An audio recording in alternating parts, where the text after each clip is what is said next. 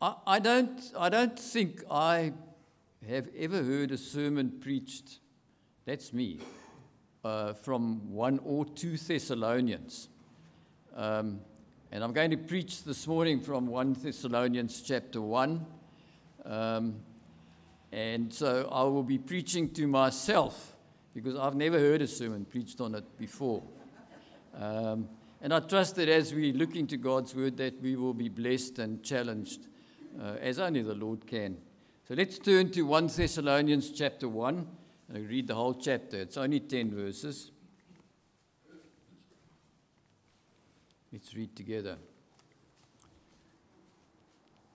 Paul, Silvanus, and Timothy, to the church of the Thessalonians in God the Father and the Lord Jesus Christ. Grace to you and peace. We give thanks to God always for all of you, constantly mentioning you in our prayers, remembering before our God and Father your work of faith and labor of love and steadfastness of hope in the Lord Jesus Christ. For we know, brothers, loved by God, that he has chosen you, because our gospel came to you not only in word, but also in power and in the Holy Spirit, and with full conviction. You know what kind of men we proved to be among you for your sake, and you became imitators of us and of the Lord, for you received the word in much affliction with the joy of the Holy Spirit, so that you became an example to all the believers in Macedonia and in Achaia. For not only has the word of the Lord sounded forth from you in Macedonia and Achaia, but your faith in God has gone forth everywhere, so that we need not say anything. For they themselves report concerning us the kind of reception we had among you, and how you turned to God from idols to serve the living and true God, and to wait for his Son from heaven whom he raised from the dead, Jesus, who delivers us from the wrath to come. Amen. May the Lord add his blessing to the reading of his word. So we pray together. Dear Lord, as we come together and look into your word this morning, if the words that have been put down on a piece of paper remain only that, then we are wasting our time. And so, Lord, we pray that you will work in my heart, that you will work in everybody's heart by your Spirit, and that we will receive your word in power and under the unction of your Spirit. I pray that you will do your work in our hearts this morning as only you can. So we commit this time to you. In Jesus' name we pray. Amen.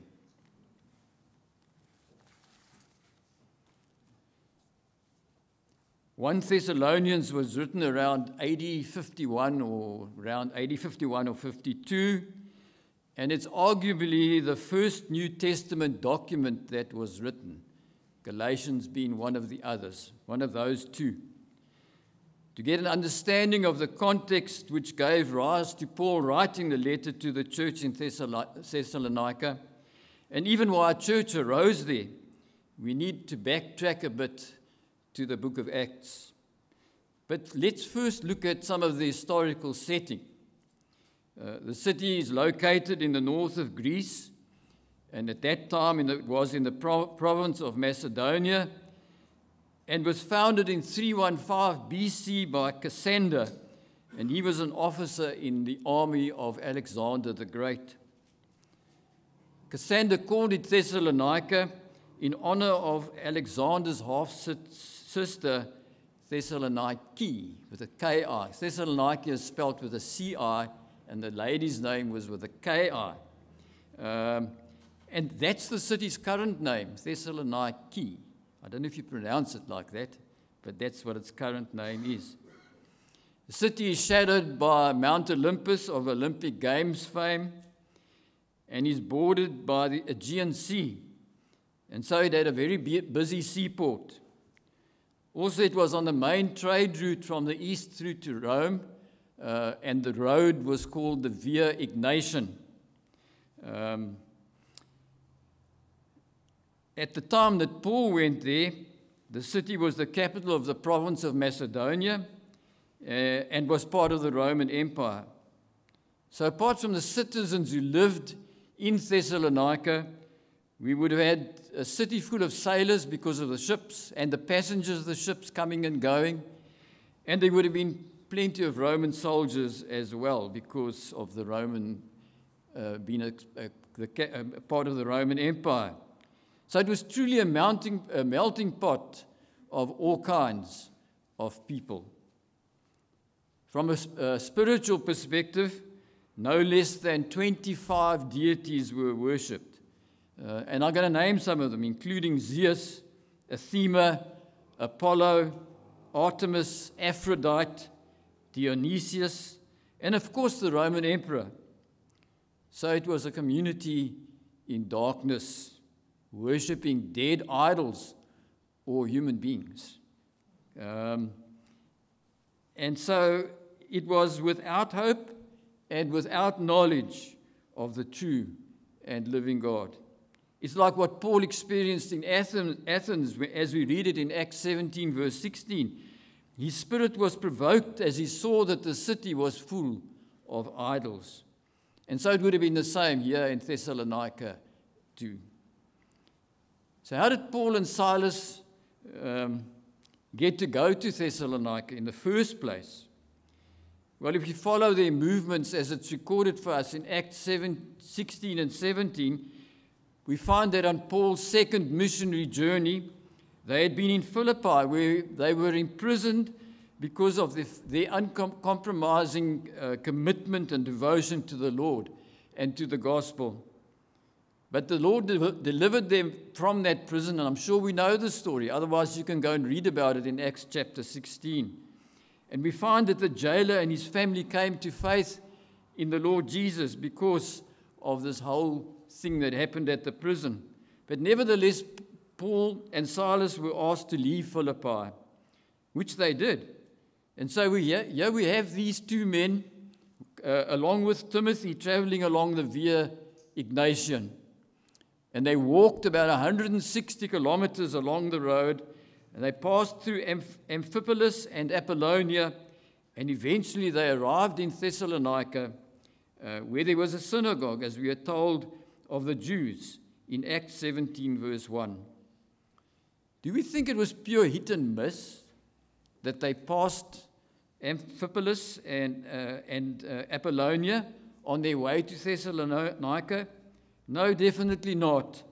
It was through the providential foresight and foreknowledge of God that he led them specifically to go to Thessalonica. And we shall see why as we unpack the text this morning. And then we read in Acts 17, verses 2 to 4, and Paul went in, as was his custom, and on 3 Sabbath days he reasoned with them from the Scriptures, explaining and proving that it was necessary for the Christ to suffer and to rise from the dead, and saying, "This Jesus whom I proclaim to you is the Christ." And some of them were persuaded and joined Paul and Silas, and as did a great many of the devout Greeks, and not a few of the leading women. We need to take note that Paul reasoned with these people from the Scriptures. And the Scriptures at that time were the canon of the Old Testament. We don't have time to read some of the portions of Scripture which Paul may have employed.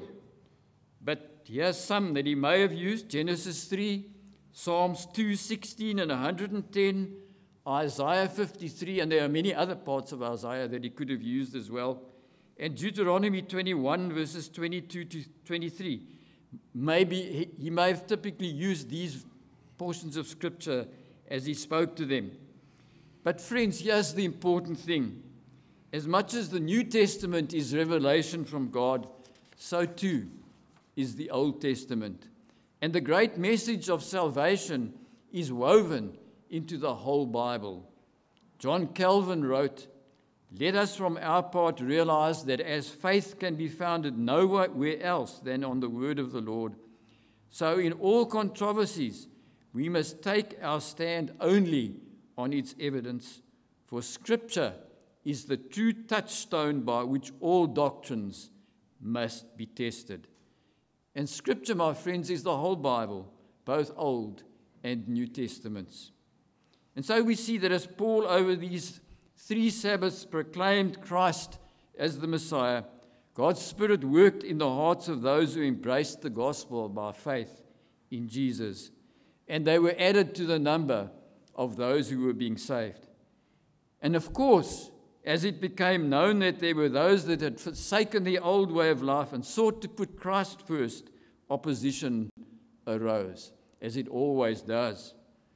Paul and Silas were branded as these men who have turned the world upside down, and they were falsely accused of acting against the decrees of Caesar, saying that there is another king, Jesus. And of course, because of this opposition, Paul and Silas had to leave the city, and they went on to Berea. But here in Thessalonica, we have a group of new believers, some Jewish converts from Judaism, and some Greek converts who had been steeped in the worship of idols. Paul and Silas, it appears, were only there for a short time, maybe about a month, 3 Sabbaths and a bit, so they had no time to ground these believers in their faith. Yet those whom God calls to faith in Christ, he keeps. And so it was that Timothy, who had been sent to establish them in their faith sometime later, was able to report back to Saul, as we read it in 1 Thessalonians 3:6, where he wrote, "But now that Timothy has come to us from you and has brought us the good news of your faith and love, and reported that you always remember us kindly and long to see us, as we long to see you. For this reason, brothers, in all our distress and affliction, we have been comforted about you through your faith." And it was probably on the basis of Timothy's report that Paul wrote the letter. And as we study the first chapter this morning, we'll see the encouragement that Paul received coming through. And this first chapter is one of great encouragement, both to those who were part of the church in Thessalonica then as it is to us now. We will look at the chapter under 3 headings. First, the greeting in verse 1. Secondly, we'll spend a bit of time on the wonder of being a Christian. And thirdly, we'll check out the characteristics which become one who is a Christian. So first, let's look at the greeting. It's always nice to know who's written to us. And generally in our day, when we get a letter, and I'm talking specifically about a handwritten letter, because I thought about this. I thought if you get an email, you'll know immediately who it's from because it's always headed. But I'm talking about a handwritten letter.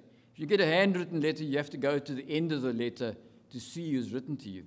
But in ancient times, it wasn't like that. The names of the people who wrote the letter were on the heading of the letter. So you knew immediately who'd written it. And in this case, it was Paul, Silvanus, or Silas, as he was more commonly known. Silvanus is a Latin name for Silas, and Timothy. So we need to pause a little bit at the greeting. And the first thing to take note of is the authority with which Paul wrote. He was an apostle, as he said of himself in Galatians 1 verse 1, where he declares, Paul, an apostle, not from men, nor through man, but through Jesus Christ and God the Father, who raised him from the dead. But in this particular letter, despite Paul's appointment as an apostle, he does not mention this authority at all. The letter is merely from Paul, Silas, and Timothy. Instead, in the next phrase, he takes the limelight completely away from himself and places the glory on God the Father and the Lord Jesus Christ by writing to the church of the Thessalonians in God the Father and the Lord Jesus Christ, grace to you and peace. The thing to note about this part of the greeting is that Paul refers to the church of the Thessalonians. Before Paul came to Thessalonica, there was no church. After Paul had preached the gospel there, a church arose, and the church was comprised of those whom God had called out. They had been set apart. They were a whole new community. They were still, from the perspective of living in the city, citizens of the city, but now they were also citizens of heaven. There are only two categories of people in the world.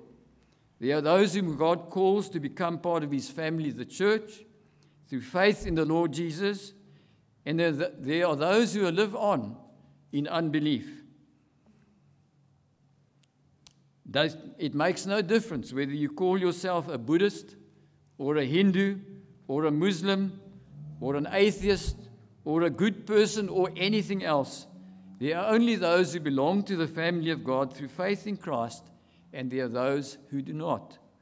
That is why Paul is very specific by saying to these believers that they are in God the Father and the Lord Jesus Christ. And the church is the whole company of the redeemed, the universal church. It is comprised of all those in the world, wherever they may be, who have been called out of the domain of darkness and joined together to form the body of Christ, through which Christ works out his purposes and lives his life. When Paul mentions the church of the Thessalonians, he is in a sense referring to their physical address, but then he emphasizes that that's not what counts. It's the church's spiritual address that is vital. If you have come to Christ, then you are a new person in the Lord Jesus Christ and in God the Father. The root and ground of any church is not its physical existence. No, it's her spiritual existence. And this was the case for this church to whom Paul writes. Its spiritual existence in God the Father and the Lord Jesus Christ was its root and ground, and it was that which gave her the power to stand in the pagan culture in which she existed. The true members of the church are people who have received and accepted the call of God and of Christ Jesus by grace through faith, and have repented of their sin, and have turned to God unto eternal life, and they have been separated from the world in its spiritual alienation and death. They have been brought into a new sphere of life, into vital union with God the Father and the Lord Jesus Christ. And then we just need to note that the way Paul uses the two names, God the Father and Jesus and the Lord Jesus Christ, side by side on a fully equal basis, it's a clear witness to Paul's conviction as to the deity of the Lord Jesus. To unite a mere man, however exalted, with the eternal God, would have been unthinkable for a person like Paul, who was a monotheist. Then at the conclusion of the greeting, Paul mentions or writes to them grace and peace. And I don't think we must gloss over these two words. They're actually vitally important. In every single one of Paul's letter, he included these two words, grace and peace, in his greetings. So we do need to devote a few thoughts to them. So when it comes to grace, and I think we all know the definition, it's God's unmerited favor bestowed through Christ upon guilty sinners. The truth is that none of us deserve to receive the grace of God, and those upon whom he lavishes grace have no merit in themselves to make them attractive to God. In fact, it's the exact opposite. We are all by nature objects of God's anger and wrath, and we are an offense to him. Left to our own devices, there is no way in all the world that we would want to know God. And we are by nature in rebellion against him, and therefore our bent, our inclination, our default motive is to not want anything to do with God. We have no desire to be living in obedience to him and his commands. No, we want to do our own thing. And so were it not for the grace of God, there would be no such thing as a Christian. It's as Paul wrote in Ephesians 2, verse 4 to 8, "But God, being rich in mercy, because of his great love with which he loved us, even when we were dead in our trespasses, he's made us alive together with Christ. By grace you have been saved, and raised us up and seated us with him in the heavenly places in Christ Jesus. For by grace you have been saved through faith. And this is not your own doing, it is the gift of God." So Paul wishes grace upon these Thessalonian believers, not only because they had experienced God's unmerited saving grace, but also so that they might enjoy every blessing that is possible for a Christian to experience.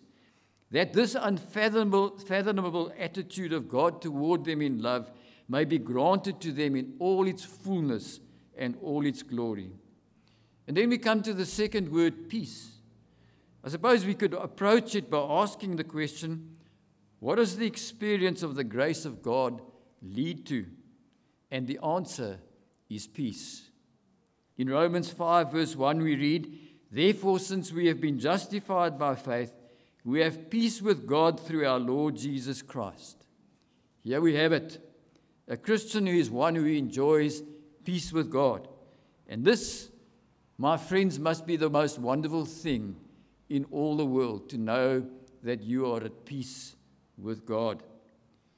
And this is not the case with someone who is not a Christian. An unbeliever is at enmity with God. In fact, he or she is in a state of warfare with God. We have all been there, and there may be some here this morning who are there right now. The natural mind is enmity against God. A person who doesn't believe in God hates him. He's under the wrath of God and wishes there was not a God.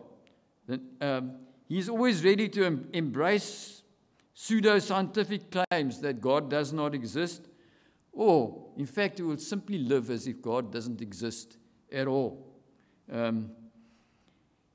But when a person becomes a Christian, when the grace of God comes to him and deals with him, he is immediately at peace with God. We can look at it the other way around as well. God does not look on a man favorably until he is in Christ. He is an enemy, an outcast. He is under the wrath of God, and there is no peace there. But what God has done in Christ is that he has reconciled us to himself. Peace is created, peace obtains. So as we look briefly this morning at Paul's greeting to the Thessalonians, I must ask, are you at peace with God, or have you got a grudge against him? Have you received his grace through faith in Jesus? And do you know in your heart that you are at peace with him? And then my second point this morning is just called the wonder of being a Christian, and I want to share a few thoughts about that. In verse 2, we have Paul, Silas, and Timothy giving thanks to God always for them, constantly mentioning them in their prayers. And then in verses 3 to 5, Paul mentions several things that display the wonder of being a Christian. Paul cultivated a habit of prayer and of giving thanks to God, especially as he could not get over God's unbelievable grace. He recognized God's saving power in the lives of those to whom he preached and ministered, and thanked God for them in his prayers.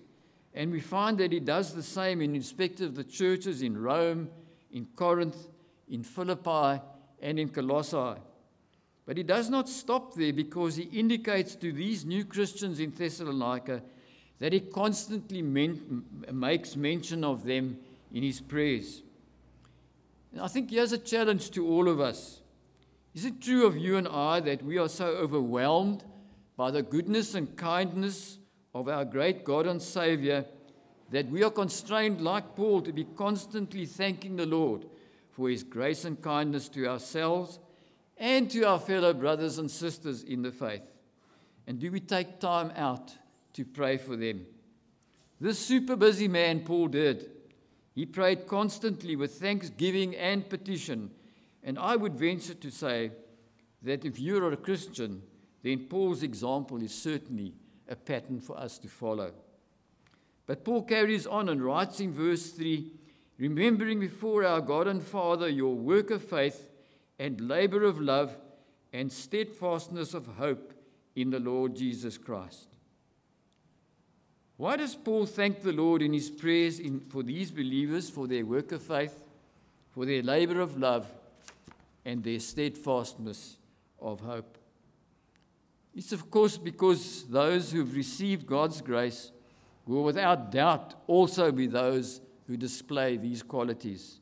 And so Paul, when he writes, sees these qualities displayed in the lives of these believers, thanks God for his saving work. So let's look at each of these three qualities. Firstly, their work of faith. What does Paul mean here? The answer to this question lies in what Paul wrote in verse 9.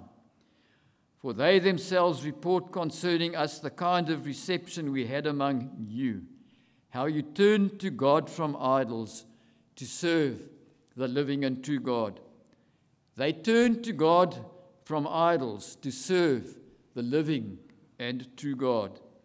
The faith we are talking about here is what makes a person turn from what is wrong to what is right, from dark and hurtful things to right, true, and healthy things, and especially faith that will turn one from the worship of idols to God.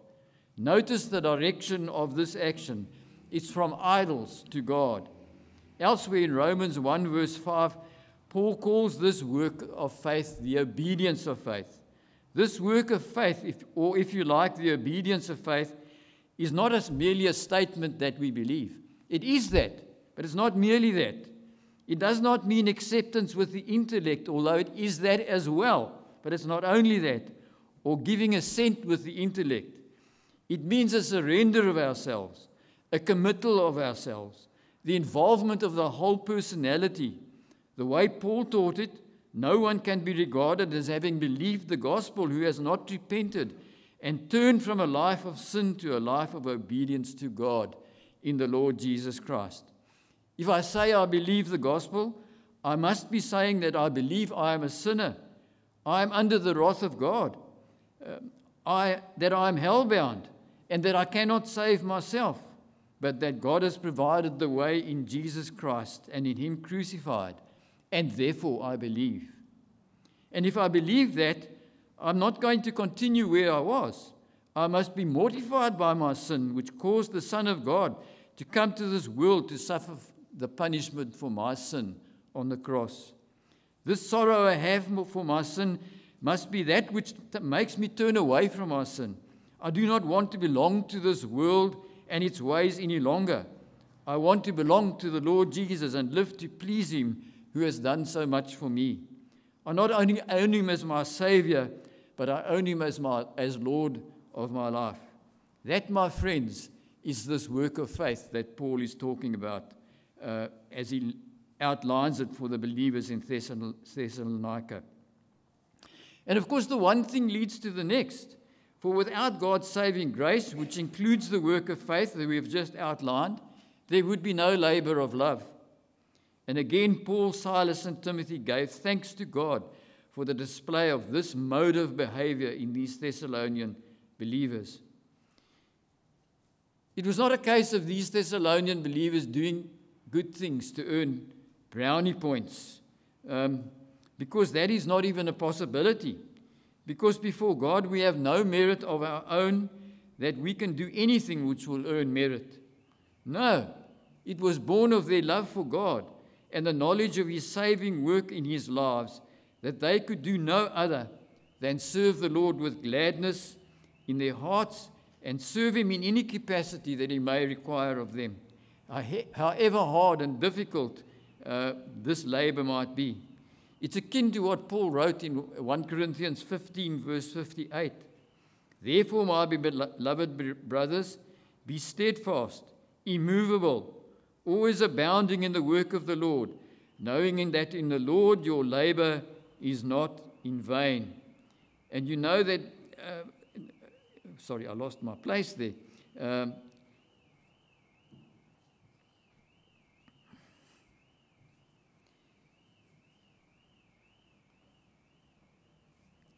I'll be with you now. Therefore, my beloved brothers, be steadfast, immovable, always abounding in the work of the Lord, knowing that in the Lord your labor is not in vain. And you know what? I reckon Paul sums it up for them in verse 6, where he writes, "And you became imitators of us and of the Lord, for you received the word in much affliction with the joy of the Holy Spirit." So here we have it. These believers knew in their hearts the magnitude of the saving work of God in their lives.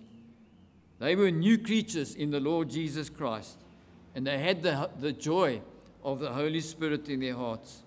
Therefore, they could do no other than to carry out acts of love and labor to the glory of their Savior. And we can sum this up by quoting what James wrote in James chapter 1, verse 22. Where he says, "But be doers of the word and not hearers only, deceiving yourselves." So if one were to try and sum up this work of faith, which leads to a labor of love, I would suggest that the latter verse that we just read just does that. If we are here this morning believing that we have faith in God, and you believe you're a Christian, but this is a mere intellectual belief which does not lead to obedience to God's word and to love and labor, then, says James, we are deceiving ourselves. These Thessalonian believers, even while they were experiencing extreme persecution, and despite being new believers, nevertheless showed their faith in Jesus by what they were doing. And the third attribute that these believers were displaying, and which caused Paul and his two fellow workers to raise their voice in praise to God, was their steadfastness of hope in the Lord Jesus Christ. On the day when Jesus ascended into heaven, two men in white robes stood by the disciples, and we read about this in Acts 1, verse 11, where they said, "Men of Galilee, why do you stand looking into heaven? This same Jesus who was taken up from you into heaven will come in the same way as you saw him go into heaven." These believers in Thessalonica were facing severe persecution. We read it in the Word of God. Very likely they would have been ostracized in many ways from participation in the community in which they lived. They may have found difficulty in earning a living because in those days, if you worked, you belonged to a guild, and these guilds gave honor and worship to the deities that we mentioned earlier, and that would have been required.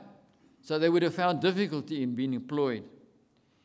And then they were subject to the false accusation that they were honoring another king whose name is Jesus. And of course they did give first honor to the Lord Jesus. Anyone who is truly a Christian can do no other. But this never amounted to disrespect for the civil authorities of the day. So in fact they had to endure opposition and persecution falsely. But they remained steadfast in their faith in the joy of the Holy Spirit. Why? It was because of their hope in the Lord Jesus Christ. What is the foundation of this hope? Well, they knew in their hearts, based on the truth of the Word of God, as Paul had outlined it to them, as he had reasoned with them from the Scriptures, explaining and proving that it was necessary for the Christ to suffer and to rise from the dead, and saying, "This Jesus whom I proclaim to you is the Christ." And they had embraced the message of the gospel by faith in Jesus. And as we read in verse 10 of our passage this morning, and to wait for his Son from heaven, whom he raised from the dead, Jesus, who delivers us from the wrath to come. There we have it. This same Jesus who died for our sins in accordance with the Scriptures, who was buried, who rose from the dead in the third day in accordance with the Scriptures, he's the same one who promised his disciples that he's coming again to take them, the Thessalonian believers, and all the elect of God, to be with himself in glory forever. And notice the last phrase in verse 10, Jesus, who delivers us from the wrath to come. Here's what gave them the steadfastness of hope, the sure fact that this Jesus, their Savior and our Savior and Lord, is going to return to gather all the elect to himself, and these are they who he delivers from the wrath to come. Remember, we said that there are only two categories of people. There are those who are the elect, those who are part of the church, and those who are not. And those who are part of the elect have the prospect of not facing the wrath to come. They will be in glory. But those who are in unbelief will face the wrath to come. And it was the prospect of the sure return of the Lord and of their Lord and Savior which brought about this steadfastness of hope in the Lord Jesus Christ. And I trust that that's our steadfast hope as well. And then in verses 4 and 5, Paul has further cause to break out in praise. For we read, therefore we know, brothers, loved by God, that he has chosen you because our gospel came to you not only in word, but also in power and in the Holy Spirit with full conviction. Paul refers to brothers, which of course means brothers and sisters, loved by God, whom he has chosen. In Colossians 3 verses 11 and 12, we find the context of who the brothers are that Paul was referring to. When we read there is neither Greek nor Jew, circumcised and uncircumcised, barbarian, Scythian, slave, free, but Christ is all and in all. Put on then as God's chosen ones, holy and beloved, compassionate hearts, kindness, humility, meekness, and patience. Here we are told that those who are brothers in Christ are all those individuals from whatever category of people they may be on whom God has poured out his love, and they are those whom he has chosen. And they, everyone who has trusted in Jesus through the grace of God, have been chosen to be his elect from before the world was founded. Paul wrote about this as he describes it in Ephesians 1 verse 4 and 5. Even as he chose us in him before the foundation of the world, that we should be holy and blameless before him. In love he predestined us for adoption as sons through Jesus Christ, according to the purpose of his will. What are we to say about the elect of God? The Thessalonian believers were without a doubt part of the elect of God, chosen solely by his sovereign loving purpose, apart from any human wisdom, merit, or at all. And they and all believers of all time are those who have been chosen sovereignly by God for salvation, drawing them to himself by the work of the Holy Spirit. And here's the wonder and the comfort of this doctrine for all believers as we have it, as it's recorded for us in John, and the words that Jesus uttered himself in John chapter 10, verse 27 to 29. And it goes like this: My sheep hear my voice, and I know them, and they follow me. I give them eternal life, and they shall never perish. No one shall snatch them out of my hand. My Father who has given them to me is greater than all, and no one is able to snatch them out of the Father's hand. So Paul rejoices in the obvious fact, based on the evidence that he had received, that these Thessalonians were part of God's elect. What a comfort, what an encouragement, that those on whom God showers his grace and those who are his forever. No one can snatch them from his mighty hand. And we might well ask, by what means does God call those who are being saved? And I believe the answer is given to us in verse 5, where Paul writes, because our gospel came not only to you in word, but also in power and in the Holy Spirit and with full conviction. We have just looked at the doctrine of election, and there may be those who would say, well, why preach the gospel at all if becoming a Christian is all of God? Well, says Paul in this letter, the gospel must be preached and shared. And he wrote in another place in Romans 10, verse 13 and 14, for everyone who calls on the name of the Lord will be saved. How will they call on him on whom they have not believed? And how are they to believe in him of whom they've never heard? And how are they to hear without someone preaching? Elsewhere in 1 Corinthians 1, verse 18, Paul wrote, for the word of the cross is folly to those, the word of the cross is folly to those who are perishing. But to us who are being saved, it is the power of God. And in 2 Corinthians 4, verse 2 to 6, we read, by an open statement of the truth, we would commend ourselves to everyone's conscience in the sight of God. And even if our gospel is veiled, it is veiled to those who are perishing.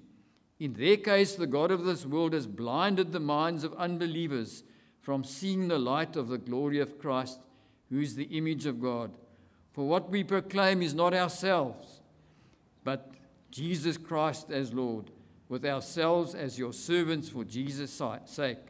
For God, who said, let light shine out of darkness, has shone in our hearts to give the light of the knowledge of the glory of God in the face of Jesus Christ.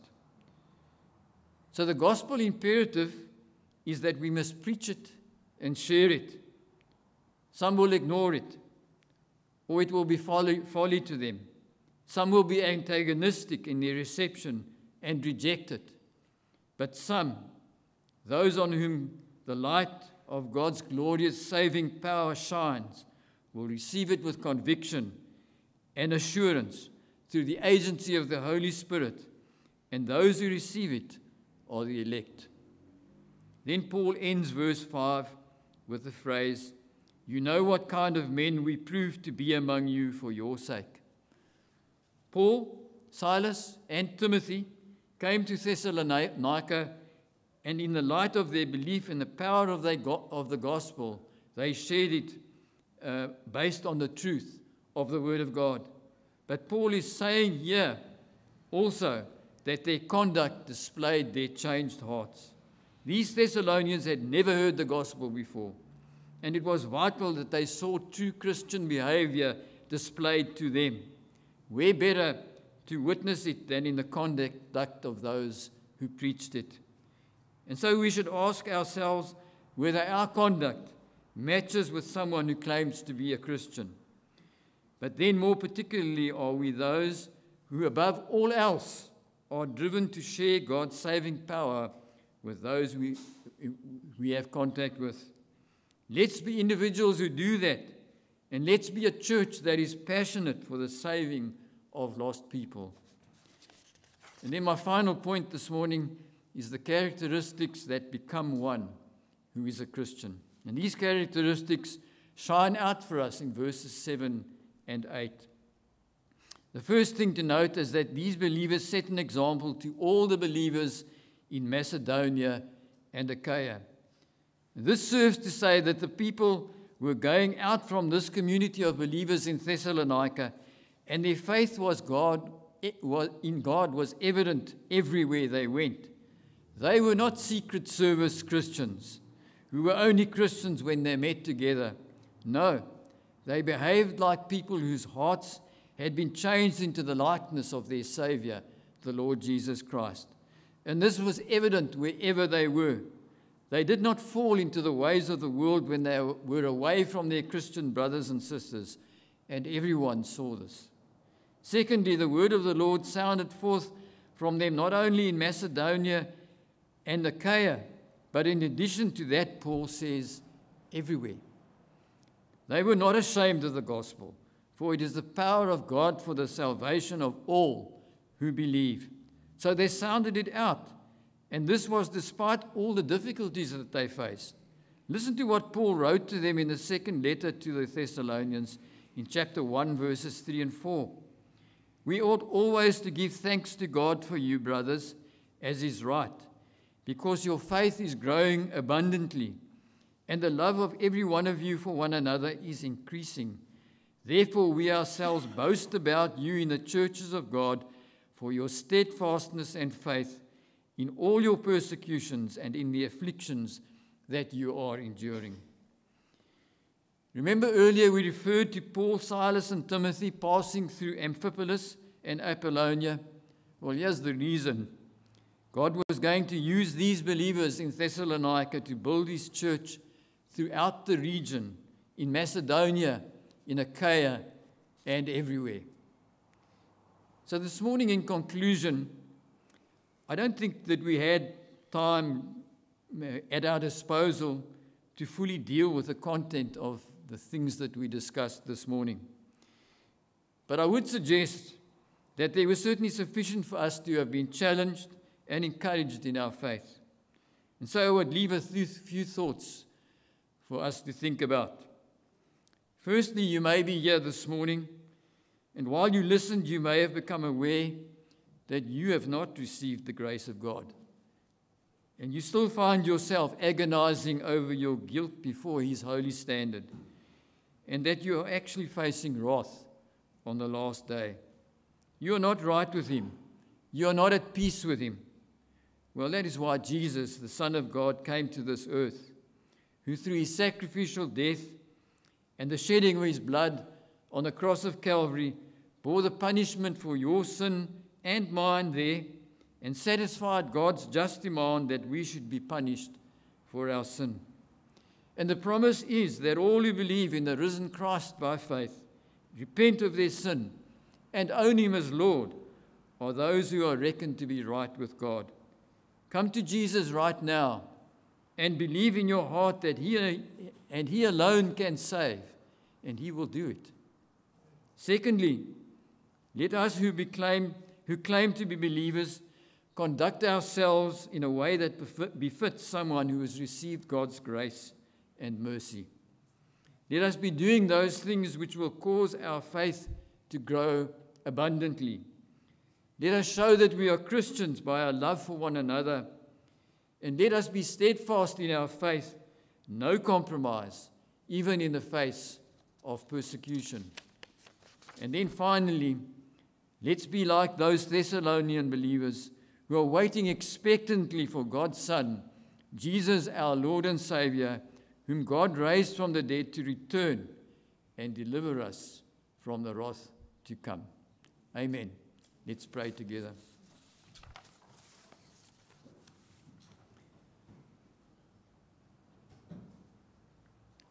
Heavenly Father, as we've been singing these Christmas carols this morning, we were reminded again of your one great act of love and mercy in sending your Son, the Lord Jesus, to come and be the propitiation for our sin, to come and live the perfect life on this earth which we cannot live. We can never measure up to the standard of your law, and thus we are guilty, and we stand guilty before you. But because of what you did for us, Lord Jesus, on the cross, you, the perfect, spotless Lamb of God, came and took the blame and the punishment for our sin. And we thank you that by your Spirit working in our hearts, those who come to you in faith and believe in you as Lord and as Savior are those who receive the gift of eternal life, those who are counted not guilty, deemed righteous in your sight. Ooh, we thank you, Lord. That's unbelievable, and we praise you and we worship you. And I pray, Lord, for anybody this morning who does not know you, that would become a reality in that person's life. And then, Lord, I pray that you would help us to be those who, because we are Christians, because we belong to you, are living out our faith in you through labors of love and are waiting for you to come and take us to be with yourself. We thank you that we could be in your word this morning, and we worship you and we praise you and we honor you in Jesus' name. We pray these things. Amen.